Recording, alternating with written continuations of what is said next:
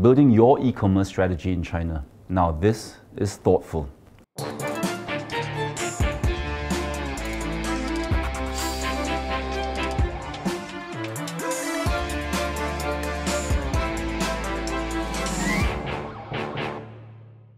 Hello, I'm Andrew Locke in Shanghai, and I'm your guest host for today.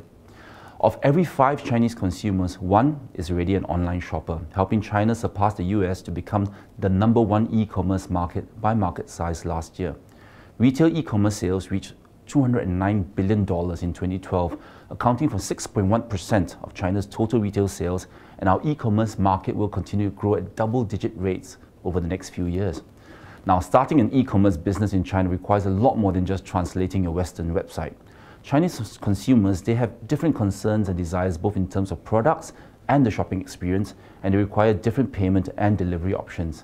To find out how your company should build its e-commerce strategy for China, we're joined today in our studio by Julia Zhu, founder and managing director of Observer Solutions, a China-focused e-commerce consulting and research firm. Julia, thank you so much for coming in today. Thank you, my pleasure. Let's start with a more general question.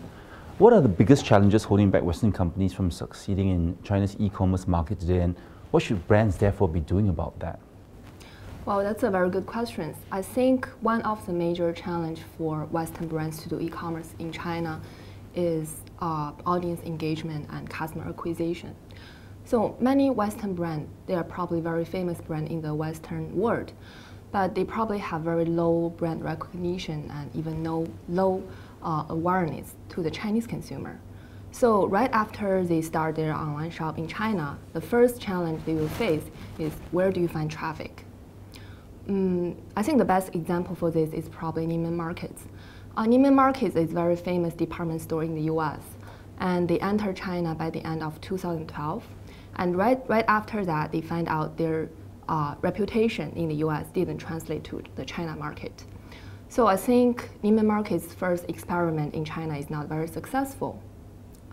To tackle this issue, I think first of all, Western brands need to manage their expectation about how soon and how fast you can get a large user base and boost your sales.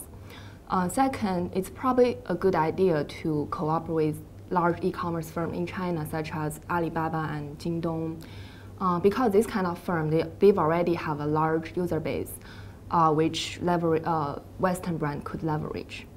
Also, I think digital marketing, such as social media, is a very good tool to use.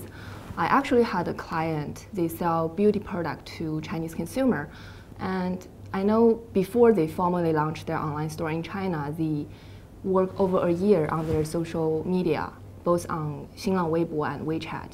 And after they launched their store, they've already have a large group of followers to market to. I thought that was a really smart move. Well, that's interesting. I mean, quite clever. So what do you feel the single biggest mistake you've seen companies make in China so far when it comes to selling things online? I would say trying to do e-commerce through operations outside China. For example, build an e-commerce website using a server outside China's Great Firewall. Okay. eBay. There are many reasons why eBay failed in China, but I think one of the biggest mistakes for them is moving their database back to the US from China. They didn't take into account the digital war between China and the US. And it was reported that after that move, many eBay users, like Chinese users, couldn't log in their account. And you can imagine what kind of damage that will cause, both for eBay as a firm and for the Chinese users. Another example is simply translate an English website into Chinese. I recently just came across this kind of website. It's a famous Western brand's China e-commerce store. I look at their homepage and major section of the store. It looks like a decent Chinese website, but when I actually click on a product and went to the detailed page, I found out all the descriptions are still in English, and the size information are displayed in Italian sizes. You can see for Chinese consumer, they will have no idea about whether or not that product is suitable for them. What do you feel then are some of the key differences between Chinese online shoppers and those in the West, in the rest of the world? Well, I think China e-commerce market is fundamentally different from the e-commerce market in the Western nations. That is, Chinese online shoppers at this stage, they still prefer to shop at marketplaces such as Taobao and Tmall. The key reasons here is trust. E-commerce in China still have a relatively short history. So many Chinese consumers, they comparing to an unknown standalone online store, they feel more comfortable to shop at Taobao, where their online shopping experience is first developed. More importantly, I think marketplace serve an important role as a third party who can regulate the online shopping order and protect the consumer rights. For example, Tmall. Tmall require all its vendors to meet a serious customer policy, standard policy, such as 7-day free return or authenticity guarantee. So this kind of standard customer policy is very effective to mitigate consumers' concern about online shopping safety. So this is a basic difference between China e-commerce market and the e-commerce market in the developed world. If we look at the consumer behavior level, I would say, first, most Chinese consumers still shop for a good deal and probably more accessibility to more selection of product. Another point is online presentation. This is also very important because of the issue of trust. Chinese online shoppers prefer a more descriptive and detailed display of product to make sure this product is what they want. My firm actually did a research specifically on this topic. We compared American brands' US website and Chinese website, and we found out on their Chinese online store, they had an average 5 pictures more to display different angles of a product, including the label. But on its US website, there are majorly 3 or like no more than 5 major pictures, and that's it.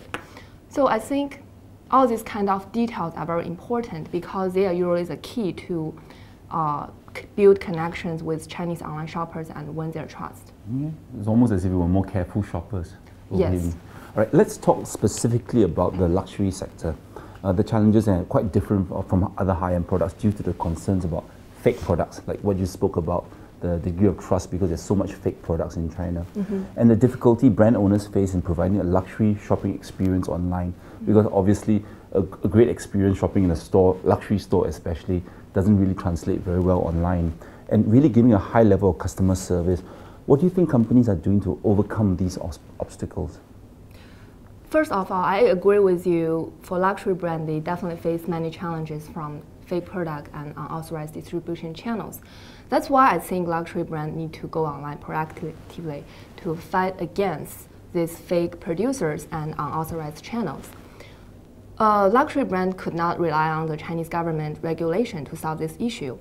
Instead, I think a better way to do this is to working with large e-commerce firms in China, such as Jingdong and Alibaba, because these firms, they are the direct regulators of all the vendors on its platform. I think last year, LV signed a contract to fight against fake product with Taobao. That is a very good example.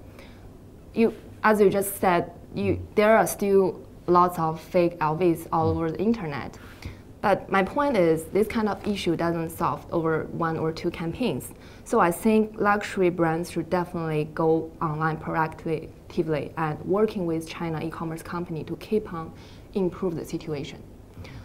So the second issue you mentioned is how to deliver a luxury online shopping experience. First, I think luxury brands should look at this issue from a long-term perspective, because the key reason why brands think it is hard to deliver a luxury online shopping experience is because the supporting industry of e-commerce is less sophisticated, such as delivery or after-sales service industry. But all these industries are changing very fast, given the fierce competition. And also, luxury brands have the option now to choose to work with more sophisticated players, such as FedEx. FedEx is doing better and better in China now. Another important point is my personal opinion. I think what is a true luxury online shopping experience still lack of definition. A consumer who would like to shop luxury product online with a consumer who shop luxury in an offline store, I'm sure they have very different needs. So I don't think luxury brands should consider this online shopping experience issue using the standard which they will use for offline store. To build a better online shopping luxury experience, I think luxury brands need to think out of the box to be creative. And I think luxury brands need to do more in-depth customer research to find out what is a true online shopping luxury experience means for the Chinese consumer. I mean, this is a personal experience for me because I realized that a lot of my friends, when they shop for luxury, they actually integrate it with the travel experience. They go, for example, they'll go to Milan to buy Prada, or they go to Hong Kong to buy their other luxury brands. So my question is it really essential for a luxury brand to have an online presence in China? And if they aren't online now, right, do you feel that it's too late? Well, I don't think it's too late, but the time is definitely now, and it's definitely essential for luxury brands. So you think it's absolutely essential, even though luxury occupies a category that's completely different from other products? Yeah, I agree. Luxury brands need to differentiate itself from mass market products. That is very true. But we need to see the trend. E-commerce have already significantly transformed and challenged the overall retail industry in China. I remember last year during Tmall's online shopping festival, the single-day online shopping festival, there are several large offline retailers, furniture retailers. They formed an alliance to fight against with Tmall by forbidding its brand partners and suppliers to participating in this Tmall promotion. So obviously for these traditional retailers, they feel the threat of e-commerce, and their reaction is refuse e-commerce. But on the other hand, there are also a lot of large offline retailers, they choose to embrace e-commerce. For example, Yingtai and Shangpingzheko. So my point is, whether or not you choose to refuse it or embrace it, the digital revolution is already happening. And even though luxury brands is different from mass market products, I don't think that means luxury brand will not be impacted by the digital revolution. That's why I think luxury brands should embrace e-commerce into a multi-channel strategy and start that as soon as possible, because you will need time to learn about the market to develop your operations in China. Let's take a break to hear from our sponsor. And when we come back, Julia will talk about her time at Alibaba in China and what that site could be doing better to help retailers in China.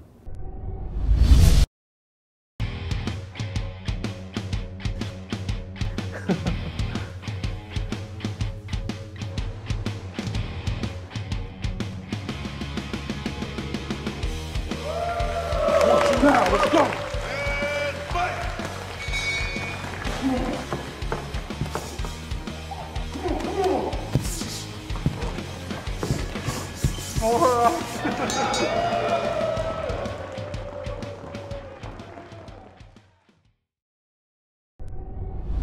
Welcome back. We're in the studio today with Julia Chu, founder and managing director of Observer Solutions, talking about building an e-commerce strategy for China.